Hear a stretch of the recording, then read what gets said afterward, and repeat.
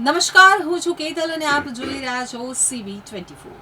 રાજ્યની પ્રથમ વર્ષ ડિગ્રી અને ડિપ્લોમા ફાર્મસી વિધાન શાખા માટેની રજિસ્ટ્રેશનની પ્રક્રિયા 15 જૂનના પૂર્ણ કરવામાં આવી હતી, જે બાદ હવે પ્રથમ વર્ષના ડિગ્રી અને ડિપ્લોમા ફાર્મસી કોર્સ માટે ACPC દ્વારા પ્રોવિઝનલ મેરિટ લિસ્ટ જાહેર કરવામાં આવ્યું છે। રાજ્યની પ્રથમ વર્ષ B.Pharm અને D.Pharm પ્રવેશ પ્રક્રિયામાં મહત્વપૂર્ણ તબક્કો શરૂ થઈ ગયો છે। ટેકનિકલ શિક્ષણ વિભાગ હેઠળની admission committee four professional courses દ્વારા પ્રોવિઝનલ મેરિટ લિસ્ટ જાહેર કરવામાં આવ્યું છે।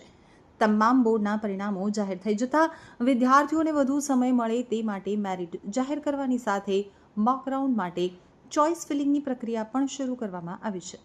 આ વર્ષે કુલ 14,418 વિદ્યાર્થીઓએ નોંધણી કરાવી હતી। GUJ-CAT અને બોર્ડ આધારિત મેરિટમાં 13,461 વિદ્યાર્થીઓનો સમાવેશ કરવામાં આવ્યો છે। તેમાં 5,639 વિદ્યાર્થી અને 7,822 વિદ્યાર્થીનીઓનો સમાવેશ થાય છે।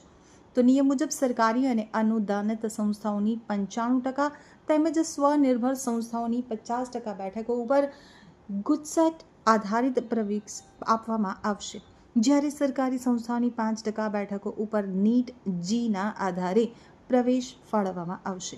વિદ્યાર્થીઓ પોતાનું મેરિટ નંબર ACPCની વેબસાઇટ ઉપર લોગિન કરી અને ચકાસી શકશે। આ વર્ષે ગુજસેટ આધારિત મેરિટમાં ગુજરાત બોર્ડના વિદ્યાર્થી મિલન ખુંધાર પ્રથમ ક્રમે આવ્યા છે। તેમણે 99.95 મેરિટ માર્ક્સ મેળવ્યા છે।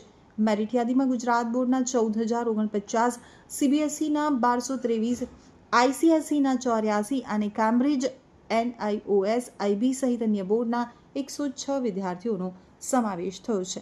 કેટેગરી મુજબ જનરલના 4,539, EWSના 2,686, SCના 908, SEBCના 4,130 અને STના 1,198 વિદ્યાર્થીઓને મેરિટમાં સામેલ કરાયા છે।